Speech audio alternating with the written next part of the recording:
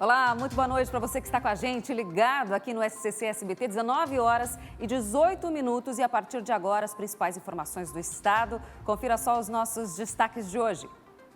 Residência oficial do governador Carlos Moisés é alvo de mandado de busca e apreensão em Florianópolis. A operação da Polícia Federal investiga a compra de 200 respiradores por 33 milhões de reais. Agora é a vez do feijão. Com a safra reduzida, o preço do grão aumentou e o prato preferido do brasileiro pode ficar ainda mais caro. E você vai ver uma solução criativa para o novo ritual de prevenção contra o coronavírus.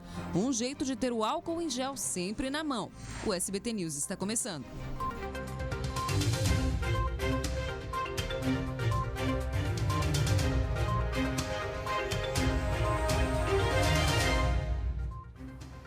A gente começa com uma operação da Polícia Federal que movimentou o estado hoje. Mandados de busca e apreensão foram cumpridos na Casa da Agronômica, a residência oficial do governador Carlos Moisés. A operação investiga a possível participação dele e de outros 2 ex-integrantes do governo catarinense na compra daqueles 200 respiradores pelo valor de 33 milhões de reais. Olha só.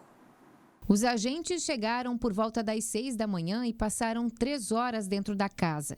Eles apreenderam um celular e um computador pessoal do governador de Santa Catarina.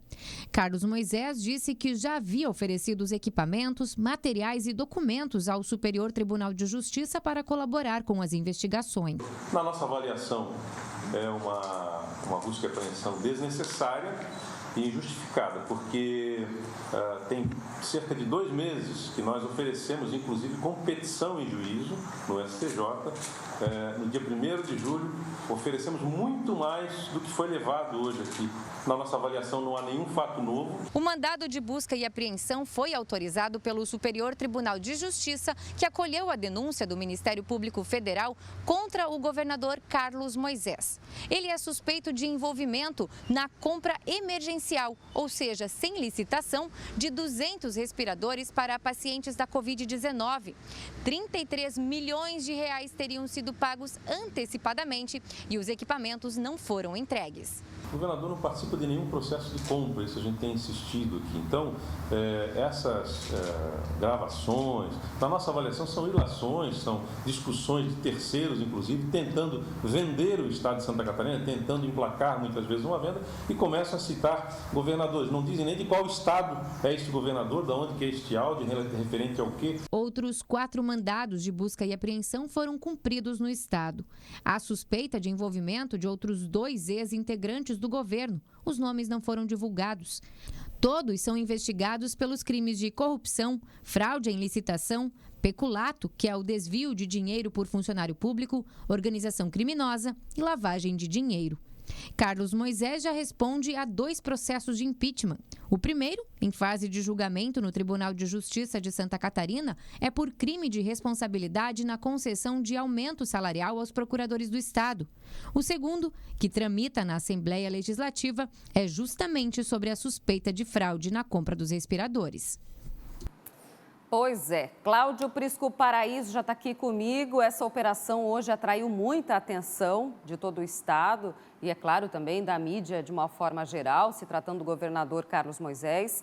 Mas isso, de alguma forma, pode interferir no processo de impeachment que corre paralelamente aí contra o governador aqui no estado? Isso pode pesar, de alguma maneira, negativamente contra ele, Prisco? Boa noite. Muito boa noite, Bruna. Boa noite a todos. Antes de mais nada, a repercussão não apenas em Santa Catarina, mas no âmbito nacional. O que é muito triste para o nosso Estado, que no contexto político não costumava frequentar as páginas policiais. Foi uma operação inédita na história catarinense. A residência oficial do governador e a sede da administração estadual sendo visitada ou visitadas pelo Ministério Público Federal e pela Polícia Federal. Algo constrangedor que depõe e compromete a nossa imagem, afetando inclusive a nossa economia, porque gera insegurança jurídica para aquelas empresas que gostariam de investir em Santa Catarina. Isso balança indiscutivelmente. Agora, no que diz respeito ao processo de impeachment mais adiantado, que nada tem a ver com os respiradores, que é exatamente a equivalência salarial dos procuradores, mesmo assim, respondendo à sua pergunta, Bruna, o efeito é imediato. O segundo pedido de impeachment em tramitação na Assembleia é que trata desse tema, mas já influencia o primeiro, que nada tem a ver com isso. Porque o governador se encontra num quadro de absoluta fragilidade política ao conseguir apenas 7 votos de deputados na admissibilidade do pedido de impeachment, o primeiro. Já tinha uma fragilidade jurídica com a decisão da ministra do Supremo, Rosa Weber, de dar negativa ao pleito do Estado, do governador e da Procuradoria-Geral de suspender o pedido de impeachment e o seu rito em tramitação na Assembleia. E agora vem esse, o terceiro, que é na imagem do próprio governador, não está indiciado pela PF, não está denunciado pelo Ministério Público Federal, mas está sendo investigado com fortes indícios, segundo o Ministério Público Federal. E o mais grave de tudo é o seguinte, é que isso, de alguma maneira, faz com que o nosso Estado perca força no contexto nacional, não só nas reivindicações junto ao governo Bolsonaro, mas também no contexto econômico, como eu coloquei. É com você, Bruna. Obrigada, Prisco, pelas informações aí, falando a respeito desse cenário complicado em Santa Catarina, mas, por outro lado, tem notícia boa aqui para o nosso estado. Santa Catarina tem o 3º melhor índice do país na geração de empregos. A informação foi divulgada hoje pelo governo do estado. Olha só, mesmo no meio da pandemia, o estado obteve um saldo positivo e bastante importante, de 18.300 postos de trabalho criados no mês de agosto, atrás apenas do estado de São Paulo e de Minas Gerais. Esse dado que coloca o nosso estado aí bastante à frente, né?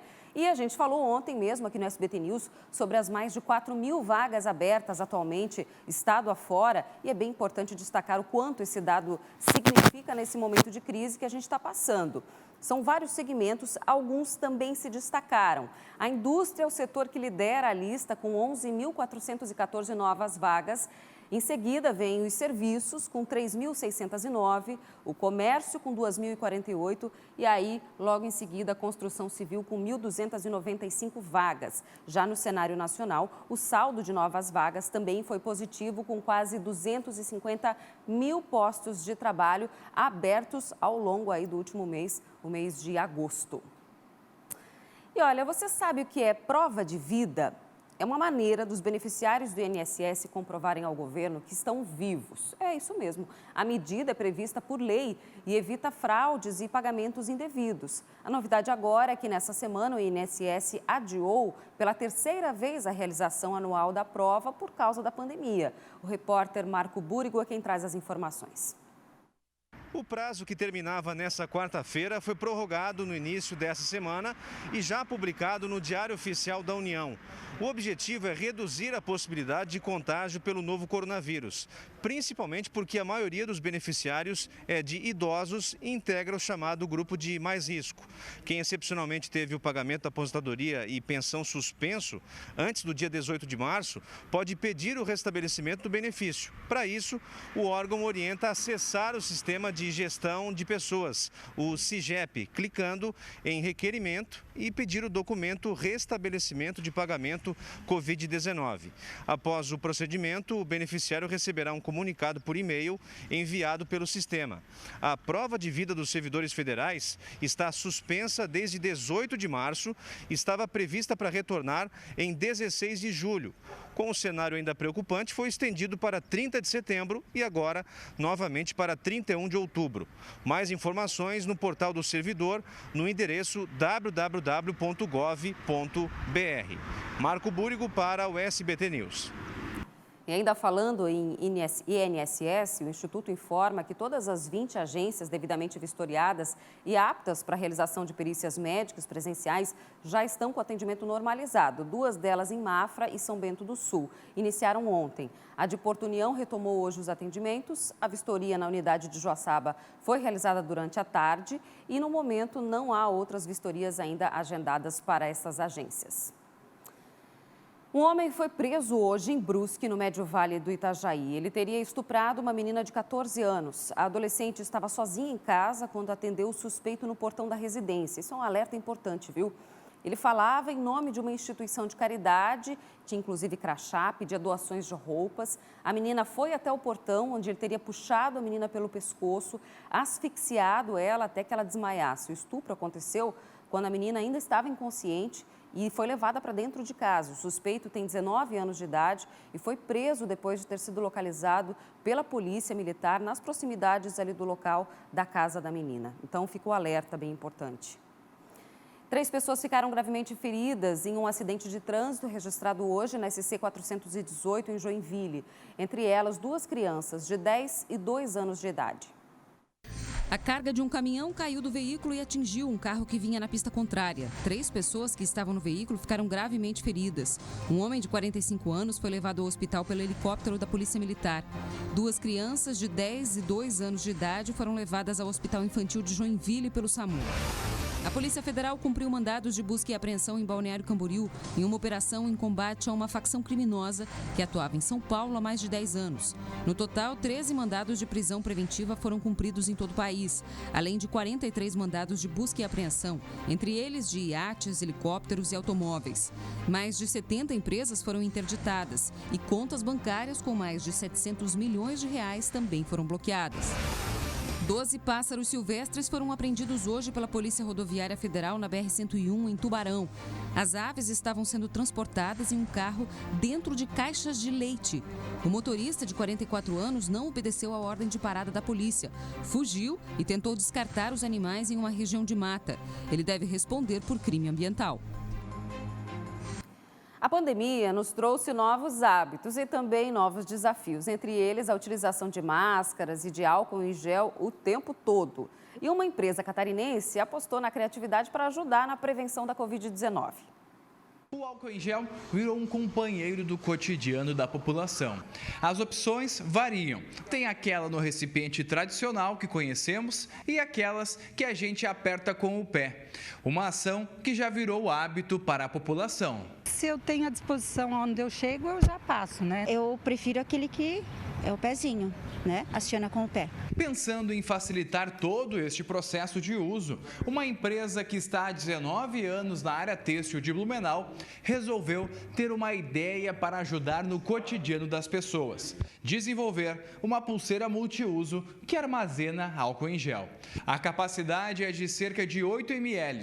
Além da necessidade de higienizarmos as mãos, os hábitos na pandemia também trouxeram um outro problema agora para quem utiliza óculos. Incomoda bastante, que sempre embaça o óculos. Incomoda bastante, atrapalha, depende da máscara que usa. Pensando também neste mercado, a mesma empresa é responsável por criar uma flanela anti-embaçante, que impede por até 36 horas que o ar quente que expiramos faça as lentes ficarem embaçadas. Interessante, né? E olha, em instantes você vai ver mais um aumento que vai pesar no bolso dos consumidores. Um dos pratos preferidos dos brasileiros está mais caro. É isso mesmo. Eu vou para o intervalo e volto já.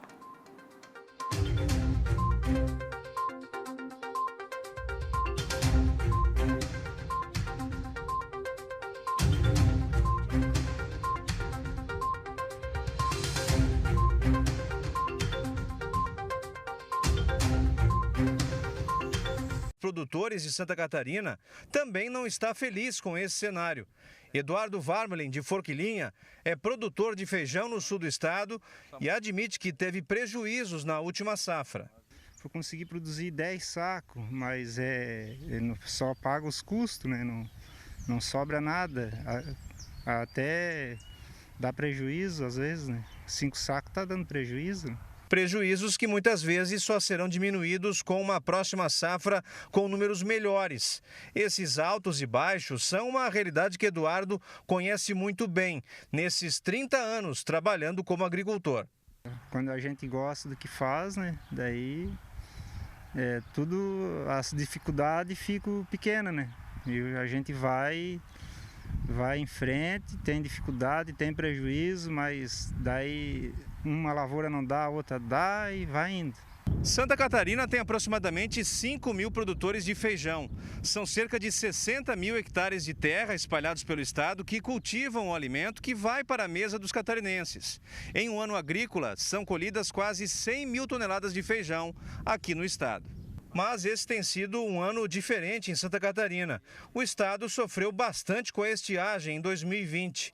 A falta de chuva por um longo período prejudicou a chamada safrinha. Enquanto no ano passado a produção estava em torno de 40 sacas por hectare, por exemplo, nesse ano não passou das 15 sacas por hectare. Então fez com que nós tivéssemos um menor abastecimento do mercado e o custo de produção para o agricultor ele se tornou mais alto em relação de quantos quilos ele produzia por hectare sobre o preço ou o custo que ele teve para a produção desta cultura. O preço do quilo do feijão subiu quase R$1 em um mês. Hoje, o quilo do produto custa, em média, R$ 7,80. Uma alta que pode ser justificada pela subida do dólar, o período de entre-safra e o auxílio emergencial, que impulsionou a compra de produtos da cesta básica. Combata o desperdício. Não ponha feijão fora. Já olha o que você tem guardado, cru para fazer ou pronto. O feijão ele deve ser guardado em geladeira tampado e aquecer apenas a quantidade que for comer. Procure substituir. Nem todos os grãos que podem substituir o feijão estão mais baratos que o feijão, a maioria é mais caro ainda. Então procure saber com nutricionistas em sites especializados que outros alimentos vão substituir o feijão na questão de ferro e outros produtos. Agora a gente fala de tempo. O calorão que já estava previsto para essa quarta-feira trouxe também estragos pelo estado, principalmente no sul e na serra. Em Lages, durante a tarde, um forte temporal com direito a granizo destelhou casas e arrancou árvores. A tempestade foi rápida, mas causou estragos e preocupou a população. A Defesa Civil informou que atendeu mais de 50 ocorrências e que, inclusive, o telhado da UPA do bairro Universitário também foi danificado na chuvarada. Já no sul do estado, os registros da tempestade de granizo de hoje também assustam. Em Araranguá, no Morro dos Conventos, um temporal de apenas 2 minutos fez esse estrago aí, muito granizo e ventos fortes. Vamos ver agora a previsão do tempo?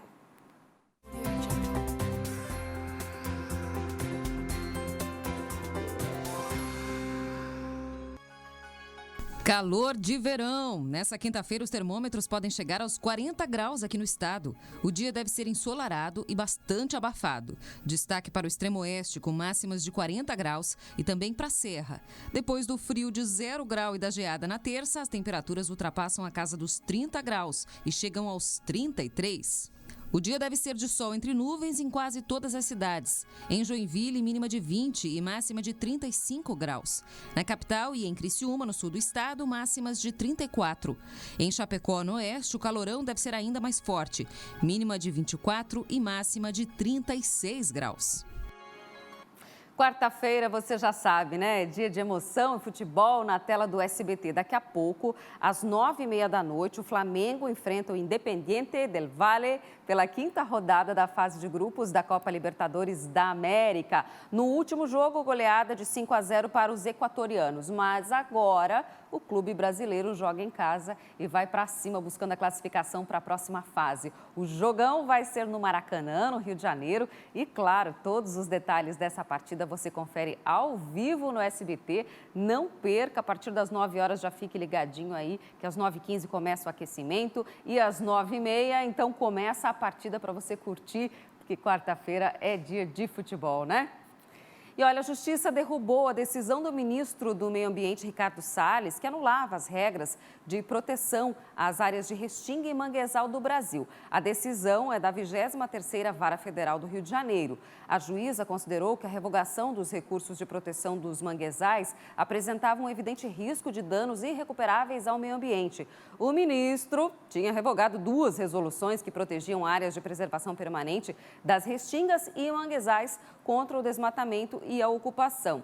A decisão ainda cabe recurso e, pelo visto, isso aí ainda vai dar o que falar, viu?